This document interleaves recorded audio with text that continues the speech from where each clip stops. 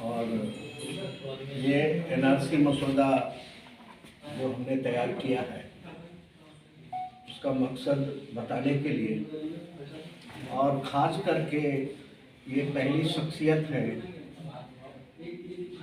संजय गुर्जर साहब और उनकी टीम, जिनको मुंबई से चलकर मैं यहाँ लेने आया हूँ। इसलिए इनके से गुजारिश करता हूँ इनसे भी और इनसे जुड़े हुए जो संगठन हैं कि इस मसौदे को देश के कोने कोने तक पहुँचाने की कोशिश करें। ये मसौदा कश्मीर से कन्याकुमारी तक के हर भारतीय का मसला इसके अंदर है। सबका हमने जिक्र करने की कोशिश की है, सबको समेटने की कोशिश की है। पत्रकार बंधुओं, मैं आप लोगों को PDF भेज सकूंगा, काफ़ी बड़ा है।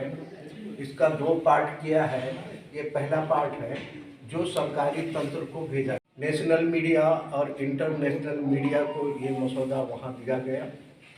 दूसरा, उसी दिन राष्ट्रपति को, प्रधानमंत्री को, गृह मंत्री को, सुप्रीम कोर्ट को और देश के सभी पार्लियामेंट के मेंबर को, देश के सभी राज्यसभा के मेंबर को, देश के सभी मुख्यमंत्रियों को, देश के सभी गवर्नर को और अपोजिशन लीडर को 827 लोगों को 9 जनवरी को ये डिस्पैच किया गया, पोस्ट किया गया, सबको मिल भी गया। और इसमें मैं आप लोगों को यही बताना चाहता हूँ कि यहाँ हम जितने लोग बैठे हैं, पत्रकार बंधु भाई बहन सभी लोगों, हमारे पास नागरिकता का सर्टिफिकेट नहीं है, जबकि होना चाहिए था। हमें एनआरसी के बारे में मालूमात भी नहीं है हमारे देशवासियों को कि एनआरसी असल में है क्या। अभी तक जो है गुमराह करने की कोशिश की गई है। मैं आपके सामने वो बातें रखता हूँ कि एनआरसी लाया हुआ कानून हमारे उन पुरखों का, उन बुजुर्गों का है जो जिनके हाथ में पहली बार देश की बागडोर आई थी, जो पहली बार हमारे देश की बागडोर संभाले हमारे लोगों ने, उनका लाया हुआ एनआरसी कानून है जो हर नागरिक का मूलभूत अधिकार है। वो हमें 1947 के बाद ये हम सबको मिल जाना चाहिए। हम सबको मतलब जब हमारे दादा थे तब उन्हें मिल जाना चाहिए था। अगर उन्हें मिल गया होता तो हमारे पिताजी को मिल गया होता, अगर हमारे पिताजी को मिल गया होता तो फिर हमें मिल गया होता, हमें नागरिकता होती तो हमारी औलाद को भी हो जाती थी। मैं यहाँ दावे के साथ कह रहा हूँ कि आप सभी में से 100% लोगों के पास, किसी के पास भी भारतीय नागरिकता का सर्टिफिकेट नहीं है। जबकि अमेरिका जैसे इतने छोटे देश में वहाँ ग्रीन कार्ड के नाम से वो एनआरसी ही है, हर व्यक्ति के पास है, लेकिन हमारे पास नहीं है। थोड़ी सी जानकारी इसमें देना चाहता हूँ कि 7 बार संशोधन किया गया है एनआरसी के कानून को लेकर के। 1955 में बनाया गया और अभी तक 7 बार इसमें संशोधन किया गया। गुजर साहब, मैं ऐसा मानता हूँ कि ठीक है, आप जब कोई काम करने जाते हैं, अमल में लाते हैं, तो संशोधन की ज़रूरत कम महसूस होती है कि भाई पहले के जो हमने बनाए थे दस्तूर, जो बनाए थे, जो तरीका अपनाया था, उसको हम जब करने जाते हैं तो दिक्कतें आती हैं, तो संशोधन की ज़रूरत पड़ती है। तब तो समझ में आता है कि आपने संशोधन किया। पूरे देश में एक बार भी आपने एनआरसी लाने की कोशिश नहीं की, लेकिन अंदर ही अंदर आपने 7 बार संशोधन किया, जबकि उसकी ज़रूरत नहीं थी। मैं आप मीडिया कर्मियों के, पत्रकार भाइयों और बहनों के जरिए ये बताना चाहता हूँ, हर नागरिक का ये मूलभूत अधिकार था और है और रहेगा। लेकिन हमारी जितनी सरकारें अभी तक आई हैं 1947 से लेकर 2023 तक, सबने हमारे साथ छल किया है, हमारे साथ धोखा किया है। ये जो हमारा अधिकार था वो हमें नहीं दिया है, बल्कि इस पर राजनीति करने की कोशिश की है और इसे बांटने की कोशिश की है। तो ये हम यहाँ पर नोएडा, ये पहली बार हम आए हैं अभी 9 जनवरी को मुंबई में प्रेस लेकर के जाहिर किया। और ये संजय गुर्जर उनकी सारी टीम को हम देने इसलिए आए हैं कि इनका देश भर में नेटवर्क है और उस नेटवर्क के जरिए घर घर में ये मसौदा पहुंचाने की कोशिश है। और इतनी बात मैं आपके सामने मोटी मोटी बातें रख दिया हूँ, और अगर कुछ सवाल होंगे इससे संबंधित तो मैं कोशिश करूंगा आपके सवालों के जवाब देने की। आपसे हमसे ज़्यादा तो आप लोग जानते हैं कि पूरे देश में आज चल क्या रहा है। तो 4 मामलों को लेकर हम लोगों ने यहाँ प्रेस कॉन्फ्रेंस आयोजित की है। उसमें सर्वप्रथम जो मामला है, हमारे बराबर में वरिष्ठ समाज सेवी हैं, बहुत अच्छा काम करते हैं, इस्माइल बाटलीवाला जी हैं, मुंबई से आते हैं। तो इन्होंने एक एनआरसी पे मसौदा तैयार किया है जो भारत बचाओ संविधान बचाओ आंदोलन को ये भेंट करने के लिए यहाँ नोएडा आए हैं। दूसरा मुद्दा है कि हमारे चारों जोनल अध्यक्ष उत्तर प्रदेश में लगभग 8 राज्यों में गठन है संगठन का, महाराष्ट्र, उड़ीसा, राजस्थान, मध्य प्रदेश। लेकिन उत्तर प्रदेश के चारों जोनल अध्यक्ष थे, तो आज हम उत्तर प्रदेश का भारत बचाओ संविधान बचाओ आंदोलन का प्रदेश अध्यक्ष की घोषणा करेंगे। तीसरा मामला है जो वर्तमान में चल रहा है, शूद्र का मामला पूरे देश में प्रभावी है। और चौथा मामला है अडानी का जो 25,000 करोड़ का घपला है। इन 4 मुद्दों को लेकर हम लोगों ने यहाँ प्रेस बुलाई। तो मेरे साथ में हमारे यहाँ भारतीय किसान यूनियन एस के राष्ट्रीय अध्यक्ष भी आने वाले हैं, गुरनाम सिंह चन्नी जी भी आने वाले हैं, अगर संभव रहा तो राष्ट्रीय अध्यक्ष, और गजेंद्र सिंह पाल जिलाध्यक्ष बुलंदशहर से भारतीय किसान यूनियन एस के। तो हमारे 6 संगठन पूरे देश में प्रभावी ढंग से हम लोग कार्य कर रहे हैं। इस प्रकार की जो राजनीति है इस पे, क्योंकि लोकतंत्र का जो चौथा स्तंभ है उसमें भी खासकर आप जैसे जो बहुत निष्पक्ष पत्रकार हैं, उन्हीं के माध्यम से अपनी बात रखने का तरीका और हमारी आवाज़ ये बात आगे तक जा सकती है। क्योंकि आज कुछ बचा नहीं है, चारों तरफ त्राही त्राही है। किसानों की अब बात कर रहे हैं, एमएसपी लागू हो जानी चाहिए थी खुर्शीद साहब। एमएसपी का टाइम है क्योंकि फसल आ रही है, एमएसपी तो यहीं लागू होती, किसानों को आगे जो अपनी उपज के दाम मिलने की कंडीशन आ रही है वो 1 महीने बाद आ रही है। तो ये इस प्रकार की जो राजनीति है वो देश में बंद होनी चाहिए। और दूसरा, आप लोगों के माध्यम से हम बता देना चाहते हैं कि भारत बचाओ संविधान बचाओ आंदोलन, भारतीय किसान यूनियन एस, राष्ट्रीय शांति वाहिनी, राष्ट्रीय पिछड़ा वर्ग मोर्चा और बहुत सारे हमारे जो सहयोगी संगठन हैं, सभी हम मिलकर आम जनता के और देश के संवैधानिक मुद्दों की लड़ाई लड़ रहे हैं। नोएडा में अलग बात है कि सभी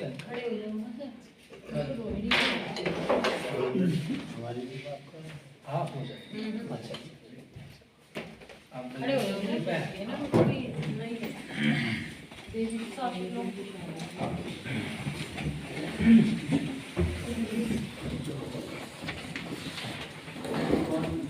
अरे भाई सामने आके बना के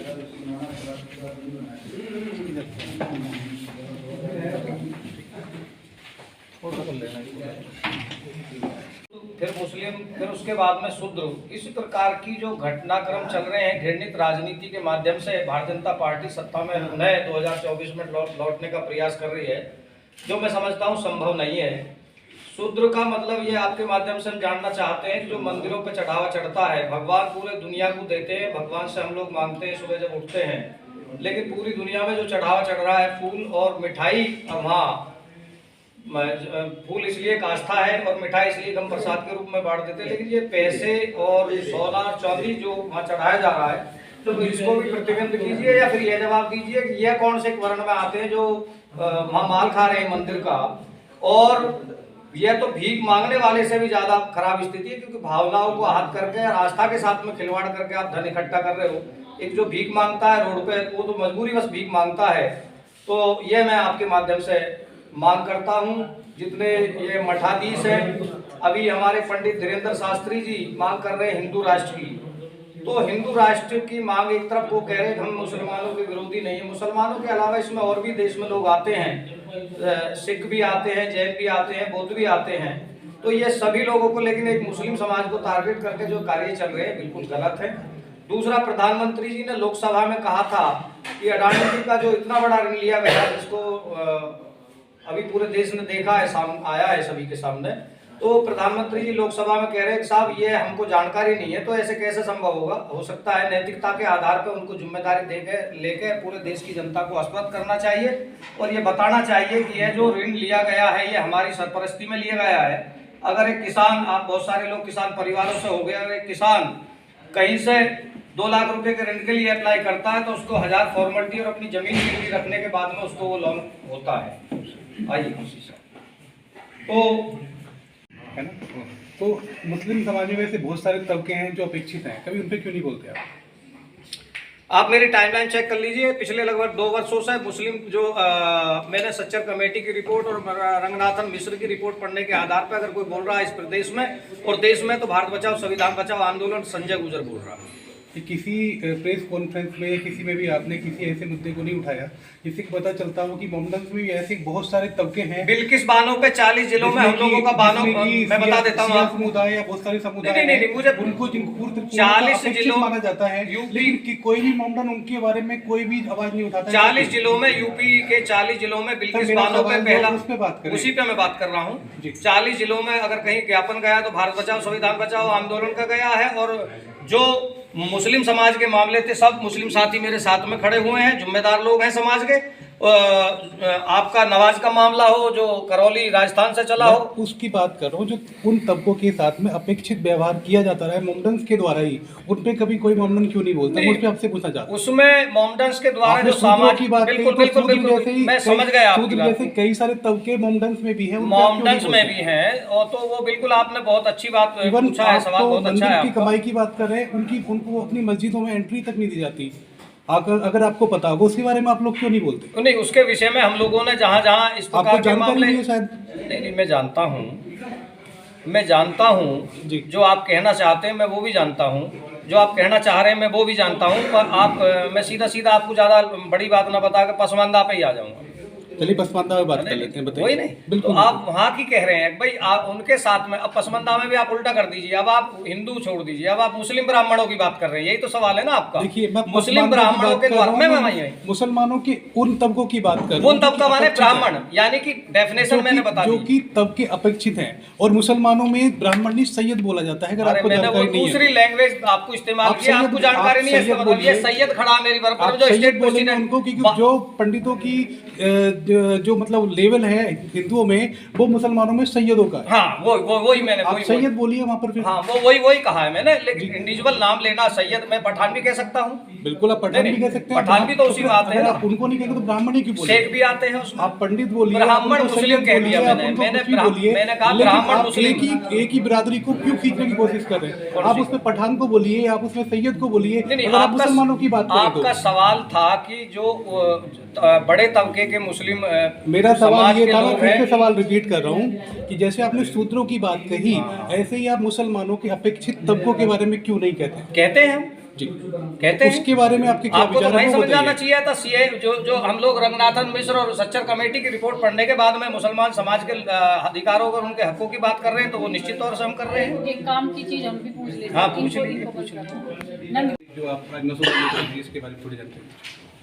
एनआरसी हमारे इस्माइल बाटली साहब, भारत बचाओ संविधान बचाओ के जो मिशन को पूरे देश में चला रहे हैं, वो हमारे संजय गुजर जी।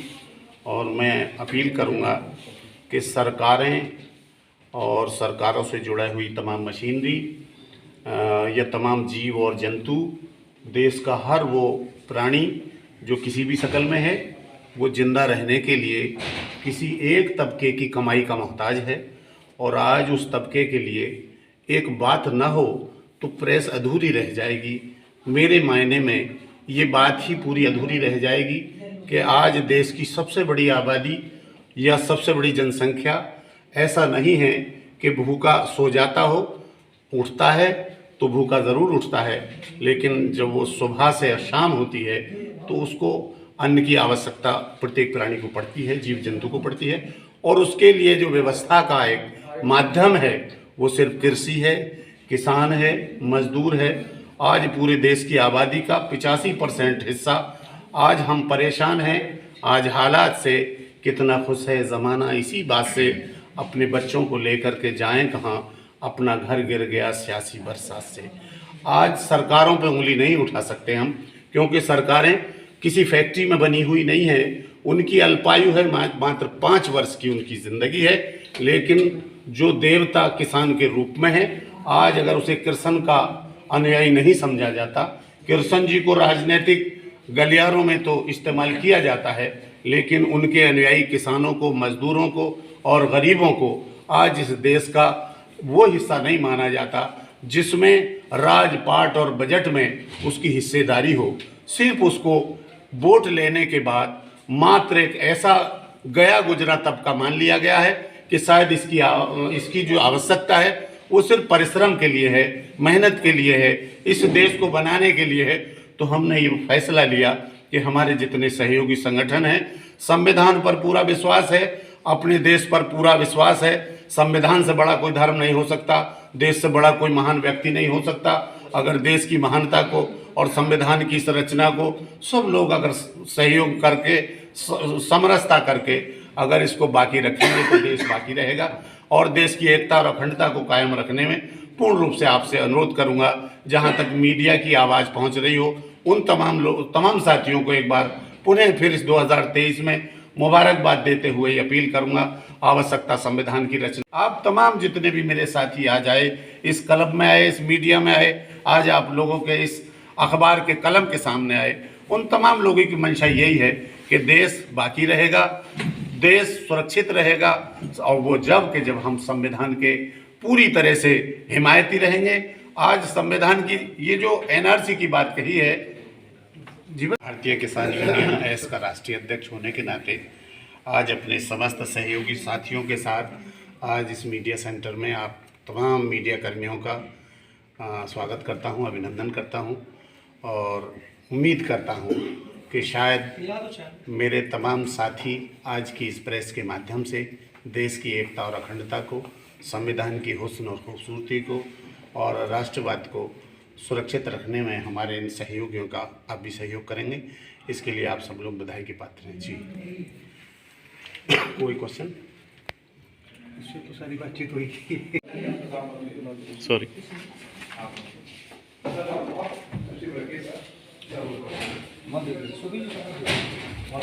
सर, आप मुंबई से आए हैं, एनआरसी का जो मुद्दा है उसको लेके, तो आपने मुंबई में भी एक प्रेस कॉन्फ्रेंस रखी कि आपका कहना है, वहाँ से क्या इनपुट मिला और आपको क्या लगता है कि आज आपने जो पीसी की उससे क्या इनपुट मिला? देखिए, मुंबई में इनपुट का जहाँ तक सवाल है, मीडिया तो भरी पड़ी थी, नेशनल मीडिया, इंटरनेशनल मीडिया। वही हमने बताया है कि राष्ट्रपति को, सुप्रीम कोर्ट को, देश के सभी पार्लियामेंट के मेंबर को, देश के सभी राज्यसभा मेंबर को और केंद्रीय सभी मंत्रालय को और देश के सभी मुख्यमंत्रियों को, देश के सभी गवर्नरों को हमने ये मसौदा डिस्पैच किया है उसी दिन, और उम्मीद है कि बस उनकी रिप्लाई हमें आती होगी। लेकिन अभी गुजर साहब से आपने एक सवाल किया कि रोहिंग्या के लोगों को यहाँ कोई नागरिकता दे रहा है, तो मुझे तो ऐसी इस पे कोई सवाल नहीं होगा, ये हमारी पर्सनल बात है। कैमरे में था, हमने सुना, हमने कैमरे बंद कर दिए। तो एक चीज़ है कि इस आपने आज प्रेस कॉन्फ्रेंस रखी है, आप मुंबई से आए हैं, तो एनआरसी मसौदा जो आप लेकर आए हैं क्या कुछ है, आप खुद ब्रीफिंग में इसमें बताएं। जी, इसके अंदर जो है हमारा कहना ये है कि कश्मीर से कन्याकुमारी के सारे लोगों की नुमाइंदगी इसके अंदर दर्ज करने की कोशिश की है। आप भाई बहनों से गुजारिश है कि इसको गौर से पढ़िएगा। हो सकता है कि हमारी नज़रों से कोई तबका या कोई ग्रुप छूट गया हो, हमें अगर कहेंगे तो हम इसमें ऐड करने की कोशिश करेंगे। दूसरी खास बात इसके अंदर आप ये देखेंगे कि एनआरसी का ताल्लुक सिर्फ हमारे देश से ही नहीं है, बल्कि हमारे जो लगे हुए देश हैं, जो बॉर्डर से करीब हैं, लगे टच हैं, वो उनसे रिलेटेड है, उनका भी जिक्र है इसके अंदर। इसके अंदर चाइना का जिक्र है, इसके अंदर नेपाल का जिक्र है, इसके अंदर पाकिस्तान का जिक्र है, इसके अंदर बांग्लादेश का है, है, इसके अंदर भूटान का है, इसके अंदर बर्मा का है, इसके अंदर श्रीलंका का है। ये जिक्र करने की नौबत क्यों आई है कि घुसपैठिए सिर्फ हमारे यहाँ नहीं आते हैं, बल्कि हमारे भी दूसरे प्रांतों में जाते हैं। तो उसका खुलासा किया है और उसका हवाला भी दिया है और हमारी सरकार से के सामने सुझाव भी दिए हैं कि ये प्रॉब्लम जो है ये सारे देशों के हैं, सिर्फ हमारे देश के नहीं है, लेकिन उसको हमने संजीदगी से लेना चाहिए। उसका हल डिटेंशन सेंटर नहीं है, बल्कि इंसानियत है। मान लीजिए जैसे कि कोई उनके यहाँ आफत आ गई, कोई मुसीबत आ गई, कुदरती आफत आ गई या दंगे फसाद हो गए, मार काट हो गई, मैं मेरे बच्चों सहित निकल कर भाग के आया और जहाँ मुझे शरण मिला मैं वहाँ रुक गया। ये तो कोई क्राइम नहीं है। मैं अपनी जान बचाने के लिए, अपने बच्चों की जान बचाने के लिए मैं यहाँ पे आ गया हूँ, ये कोई गुनाह नहीं है। तो फिर हमारे साथ जो है इस सरकार ने, बाकी सरकारों ने, इसी तरह हमारे इंडियन लोग, भारतीय लोग दूसरे देशों में भी गए हैं। आपने देख, उसके अंदर हमने डिटेल दिया है। तमिलों का मसला ठीक उसी तरह है। श्रीलंका के अंदर जो व्यवहार वहाँ हो रहा है वो भी बिल्कुल गलत है, उनके साथ भी गलत व्यवहार हो रहा है। ये सब का जिक्र किया है। लेकिन आपके जरिए मैं बताना चाहता हूँ, यदि मैं कहीं से भागकर आया हूँ अपनी जान बचाने के लिए, तो आप मुझ पर बहुत तरह के कानून बना रहे हैं, बहुत तरह के सताने की स्कीमें हैं, लेकिन चाइना दादागिरी करके हमारे यहाँ घुसपैठ कर रहा है। ये क्यों नहीं हमारे पास उनके लिए डिटेंशन सेंटर का है, बाकायदे हथियारों के बाद दौलत। घुसपैठियों के लिए सरकार ने सेंटर तो चाइना के अंदर भी है सर, उस पर क्या बोलना चाहेंगे? चाइना के अंदर क्या है मुझे कुछ नहीं जानकारी है। क्यों नहीं पता होना चाहिए सर? अगर हम चाइना जाते हैं तो हमारी एंट्री हो जाएगी। मेरा कहना इतना ही है कि अगर के लिए घुस के दिखाइए, आपका पता भी नहीं चलेगा कहाँ चले जाएंगे। एनआरसी की तो बात छोड़ दीजिए सर। जी क्या मतलब भारत में कोई भी देश का कोई भी आदमी आ जाए वो यहाँ पे रहे? नहीं, बिल्कुल नहीं। फिर अब क्या कहना चाह रहे हैं? हमने ये नहीं कहा है। फिर क्या कह रहे हैं? आप कह रहे हैं कि बाहर से कोई आता है तो हम यहाँ शरण देना चाहिए उनको? बिल्कुल नहीं है कहा। जी बताइए सर, आज की